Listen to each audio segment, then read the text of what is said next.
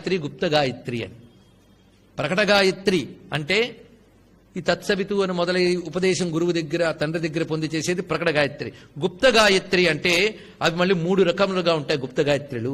బాలా మంత్రం, పంచదశి మంత్రం, షోడశి మంత్రం, 3 కూడా గుప్త గాయత్రియే. ఈ 3 ఉపదేశం పొందితే గాయత్రి మంత్రోపదేశం వంటిదే. ఇది తెలుసుకోవాల్సింది. ఇది పొందేక మళ్ళీ అది అక్కర్లేదు, ఇది పొందితే అదే.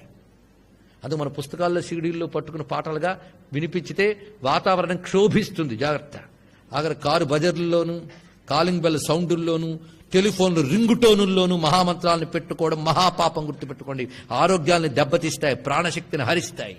నియమం ఉండాలి, నియమం ఉండాలి, నియమం ఉండాలి. మందు సరదాగా కొనుక్కుని స్పెల్లింగ్ బాగుందని మింగేస్తే ప్రాణం పోతాయి. అది తెలుసుకోవాలి ఇక్కడ. అందుకే నియమం. పాటలా మంత్రంలా పనిచేస్తాయి. అందుకే నామాన్ని మంత్రంలా జపించవచ్చు కానీ మంత్రాన్ని నామంలా పలకూడదు. తెలుసుకుంటే చాలు. అందుకే రామ రామ రామ అని పాడుకోండి.